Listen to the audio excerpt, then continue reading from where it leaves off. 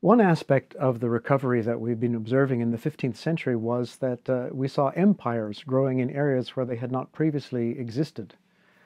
Examples would be the spread of Russia in the Eurasian far north, the development of Mwene Mutapa in East Africa, and yet many of these new empires were very fragile structures and lasted for relatively short periods of time until they broke up under other challenges.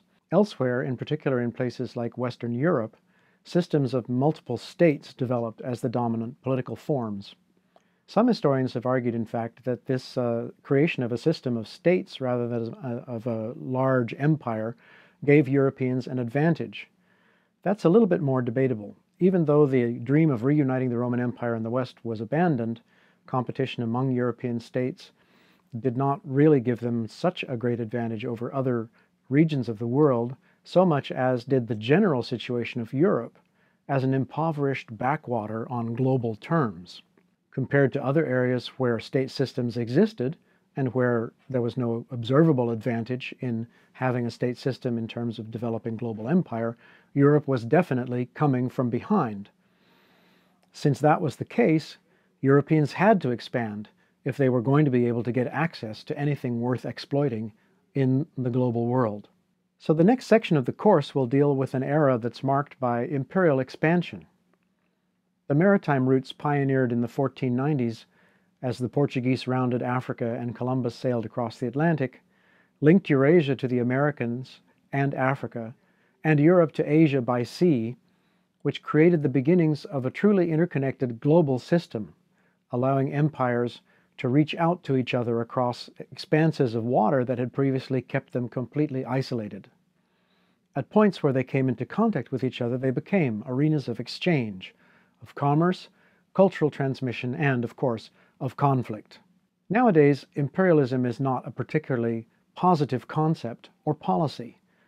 But in looking at this section of the course in world history, it's important to bear in mind that at least for the first 3 centuries of this imperial age, empires were products as much of collaboration as they were of conquest.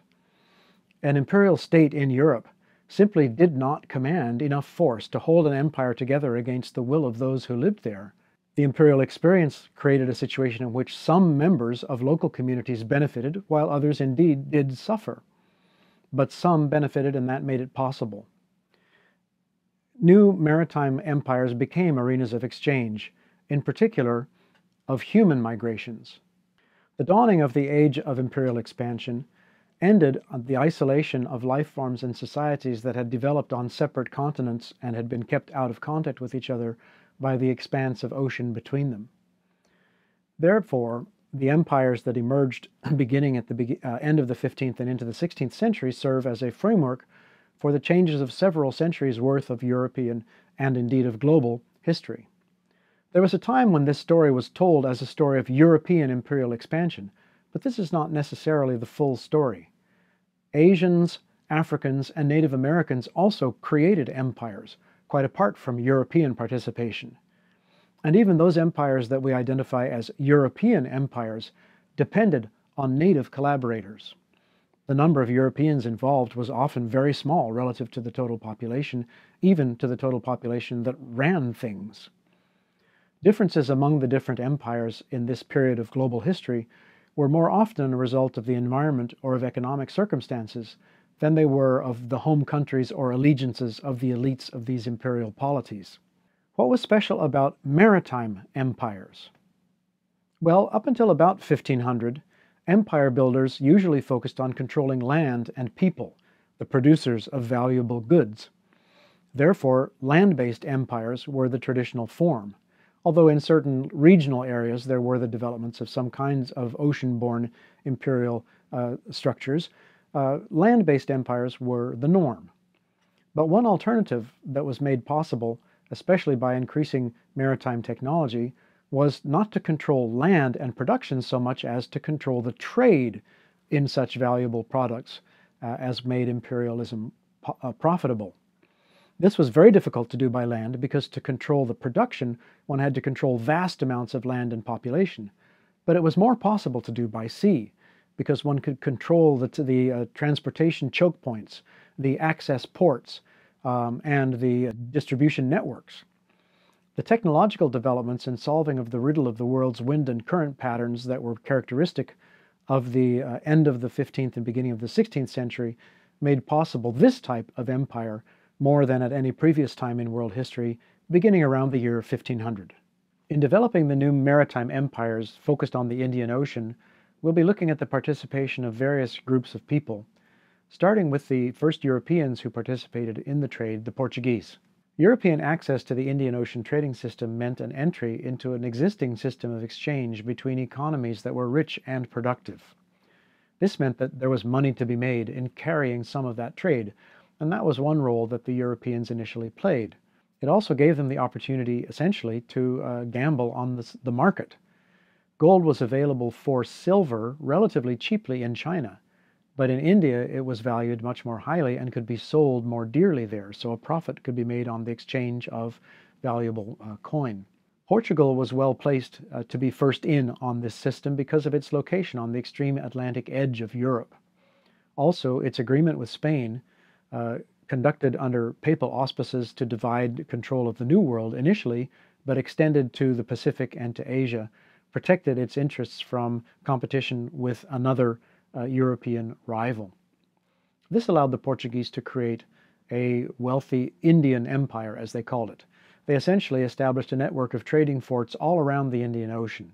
There they traded for textiles from India and from China, Chinese porcelain, various exotic timbers, and especially spices from places like Sri Lanka, the source of much of the cinnamon used in the West, and what is today Indonesia, where other spices were grown. Gold and silver were also items of exchange, and the whole wealth of the Indies seemed to be at Portugal's command. We think of this in terms of spices and other luxury goods that were highly desired in Europe, and yet the number of cargoes that were shipped from this region to Europe by Portugal was relatively small, although highly profitable. Most of the money the Portuguese made was made by participating in the existing local commerce on the existing traditional routes, and this meant that the Portuguese interactions were largely with local inhabitants rather than with the metropolitan home country of Portugal. The Portuguese in the Indian Ocean intermarried freely with local people in Africa, in India, in Sri Lanka, and in Malaysia. These intermarriages led to fruitful benefits for both sides as the Portuguese gained an entree into local society and as the families of those who married Portuguese were brought into the inheritance patterns and business responsibilities of their Portuguese side of the family. So even today one can see many Portuguese origin names in places like southern India, where Goa was a Portuguese colony for some time, or in parts of Malaysia. Portuguese also conducted missionary activity, spreading Catholicism in India, in parts of Southeast Asia, and with some significant success in Japan.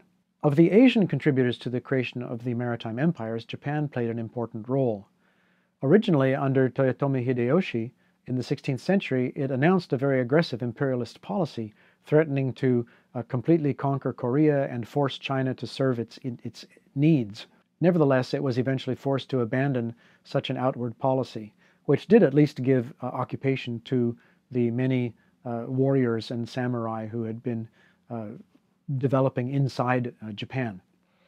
Although they abandoned their grandiose overseas ambitions, the Japanese did continue to expand. They took over the island of Okinawa and expanded into the Ryukyu Islands further south, and they filled out the home islands of Japan, completing the expansion of Japanese settlement into the northern part of Hokkaido at the expense of the Ainu in the 17th century, and by the 18th century were arguing and indeed sometimes fighting with Russia over control of the large, if somewhat barren, northern island of Sakhalin. After 1630, the Japanese shoguns decided to close their country to Western contacts, perhaps to avoid the dangers of closer and less comfortable relationship with European imperialists. But that did not end the movement of Japanese immigrants into Southeast Asia, as refugees from the persecution of Christian converts, or as economic migrants seeking opportunities to enrich themselves.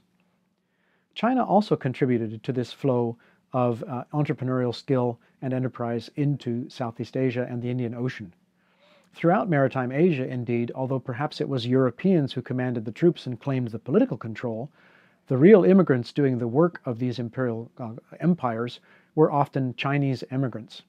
This was particularly true in the Dutch colony of Batavia, or in the Spanish colony of the Philippines, where significant communities of overseas Chinese developed. The official Chinese government was not interested in their plight, so these enterprising migrants used the shelter provided by European empire builders to protect their business and trading activities. Because of the restrictive policies of the Chinese and Japanese government on the activities of their own traders, most of the trade in the Indian Ocean was conducted by local people who were frequently of Omani, of Indian or Armenian extraction. The state of Gujarat in northern India became an important center for this trading network, because at that location the ocean-borne Asian trade linked up with land-based networks of Indian and Armenian traders that stretched throughout all of Central Eurasia and the Middle East and had been in existence for generations. Gujaratis were also famous as bankers. One individual Gujarati, Virji Vora, in fact became famous throughout the region as an outstanding capitalist and one of the financial kingpins of the entire trade of that region. The example of the Indian Ocean, in fact, gives a serious challenge to the idea that entrepreneurial spirit or capitalism is in some way connected to a particular religion, as Max Weber argued when he linked it up to Protestantism.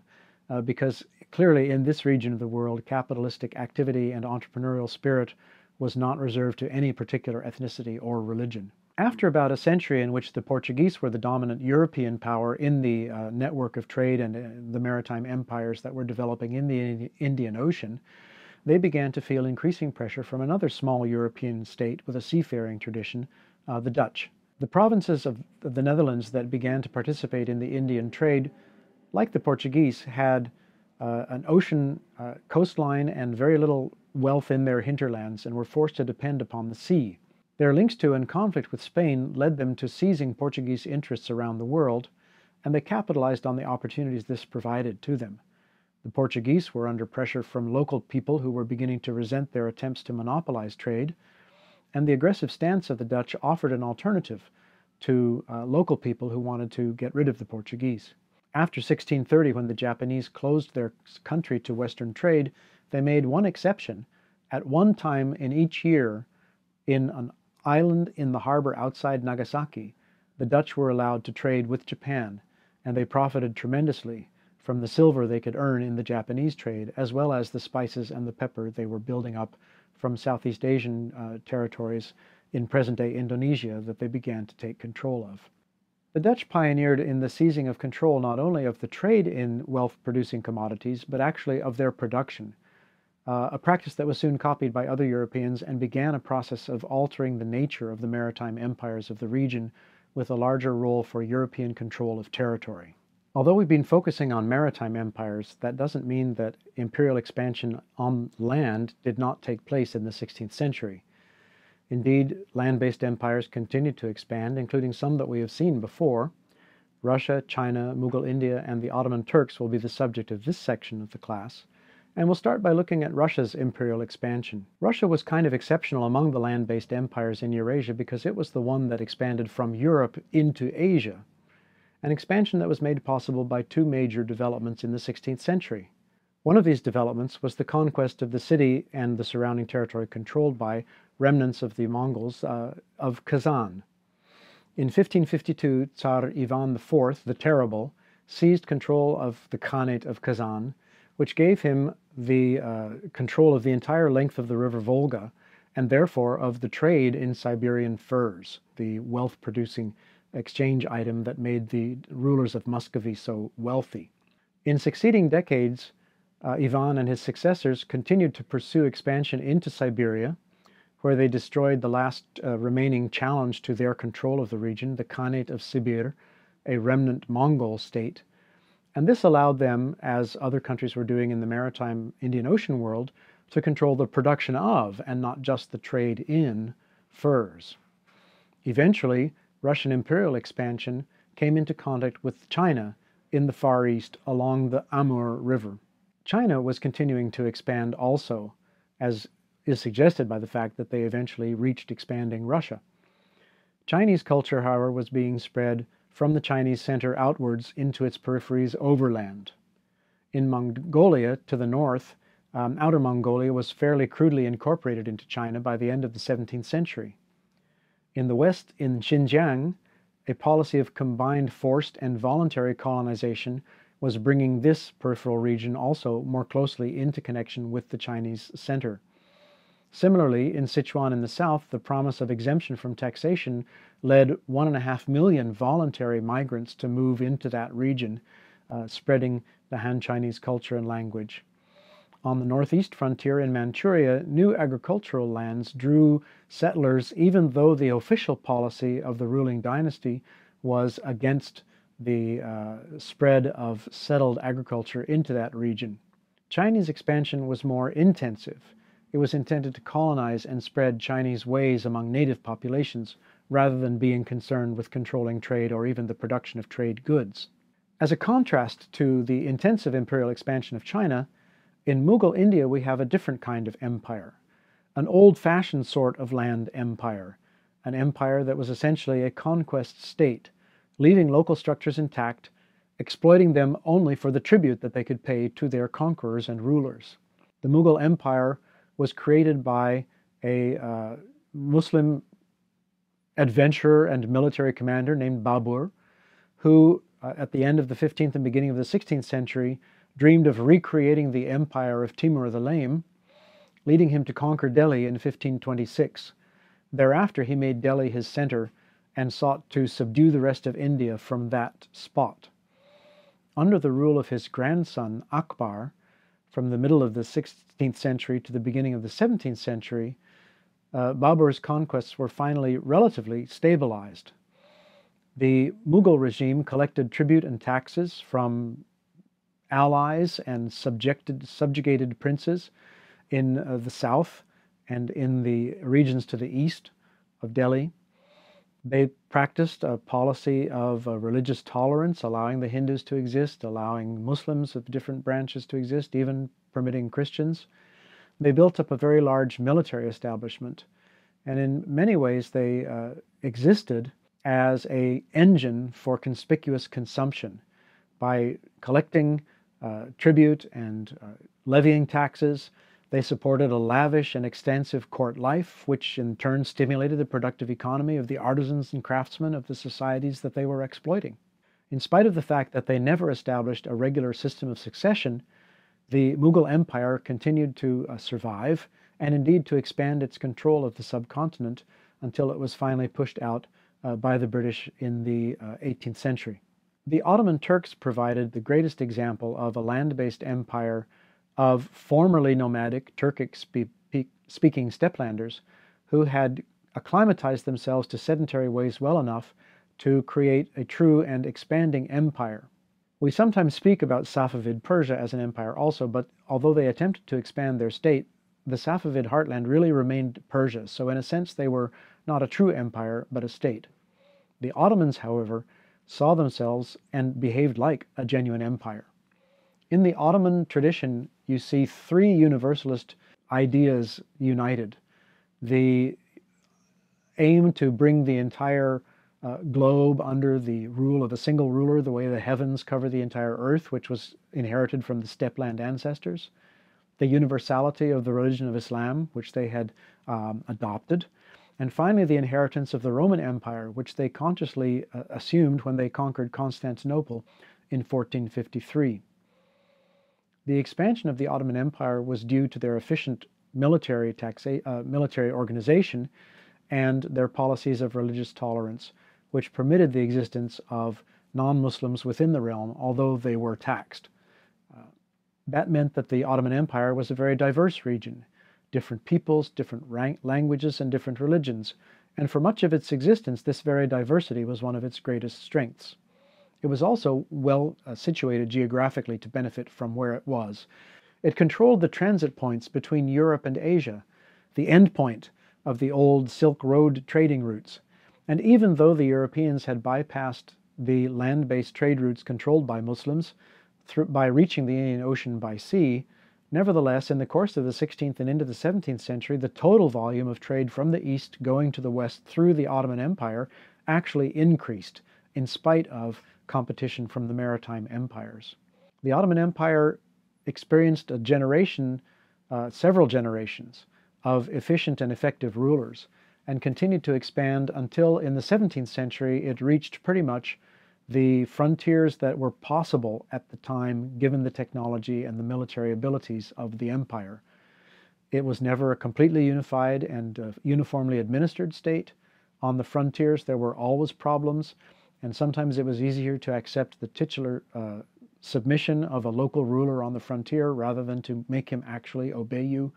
But the Ottoman Empire remained a force to be reckoned with for many centuries down to the end of the 19th century and the beginning of the 20th century. In addition to linking up the world in new ways by joining the Indian Ocean trading networks and beginning to create maritime empires, Europeans contributed to the creation of a new global economic system by integrating North and South America into the global patterns of trade. But that didn't necessarily mean that pre-existing trade within the Americas was completely done away with. In many ways, Europeans participated in American trade in one of three ways. In the colonial Americas, old patterns of trade continued, with Europeans simply slotted into them, so that the kinds of trade that had supported the Aztec and Inca rulers from their subject peoples continued, even though now Europeans were in charge, supposedly. Also, the Spanish and other Europeans created new intra-American trade links. As Spain established new cities, especially on the coastlines, they became magnets for supplying them with daily necessities. They became exit ports for trade goods. Routes to transport silver from the interiors to coastlines had to follow tracks and use beasts of burden that had been unknown to the Native American societies. And finally, the Europeans linked North and South America in a global system of commerce.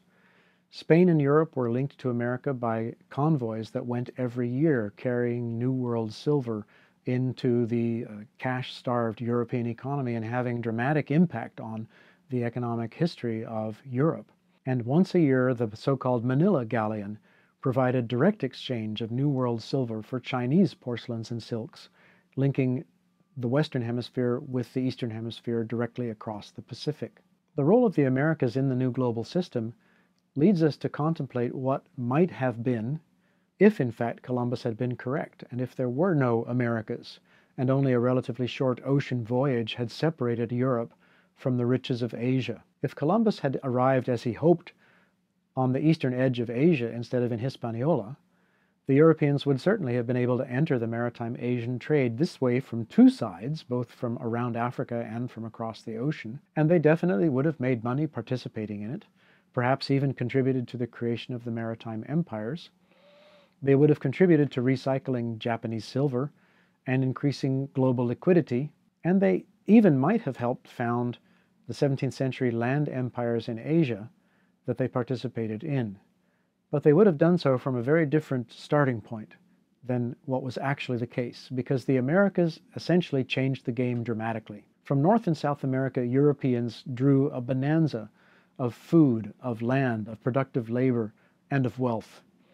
For the first time since the globe began to be aware of itself as a global trading set of relationships, the poor relations, as you might call them, the Europeans, now finally had control of material wealth in enough quantity to allow them to challenge the rich and the powerful societies such as India and China.